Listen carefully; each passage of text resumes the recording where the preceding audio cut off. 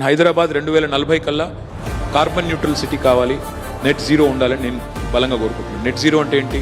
Vehicular pollution కానీ industrial pollution కానీ ఉండకుండా చూసుకోవడం, ప్రతి వెహికల్ని కూడా ఎలక్ట్రిఫికేషన్ చేయడం కానీ ఇంకోటి కానీ.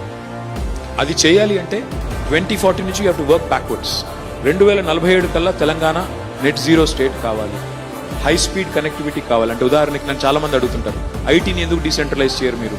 ఆదిలాబాద్లో, అలంపూర్లో, కోదాడలో ఎందుకు పెట్టరు? ఎప్పుడు పెట్టొచ్చు అంటే మీకు అర్ధగంటలో 45 నిమిషాల్లో కోదాడ నుంచి హైదరాబాద్ వచ్చే హై స్పీడ్ కనెక్టివిటీ వస్తే దెన్ ఇట్ డజంట్ మ్యాటర్. మీరు హైదరాబాద్లో ఉండి కోదాడలో పనిచేస్తారా, కోదాడలో ఉండి హైదరాబాద్లో పనిచేస్తారా, ఫరక్ పడదు. అట్లాంటి హై స్పీడ్ నెట్వర్క్ కనెక్టివిటీ రావాలి, ర్యాపిడ్ రైల్ ట్రాన్సిట్ సిస్టమ్స్ రావాలి. హైదరాబాద్కి ఈరోజు ఒక ఓఆర్ఆర్ ఉంది, ఇప్పుడు ఆర్ఆర్ఆర్ కట్టబోతా ఉన్నాము. దాని తర్వాత కూడా ఇంకా ఒక పెరిఫెరల్ రోడ్ రావాలి. ఎట్లా అంటారా, బీజింగ్ అనే ఒక నగరానికి 5 రింగ్ రోడ్లు ఉన్నాయి రజనీ గారు. అంటే infrastructure, innovation, inclusive growth, the 3I మంత్ర.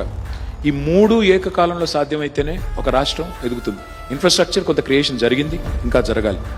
ఇన్నోవేషన్కి బాగా పెద్దపీట వేయాలి, పిల్లలకి సృజనాత్మకత ప్రోత్సహించాలి. 3వది ఇంక్లూసివ్ గ్రోత్. కులం ఏంటి, మతం ఏంటి, ఆ నాన్ సెన్స్, హలాలు, హిజాబు, ఆ నాన్ సెన్స్ ఉండకూడదు.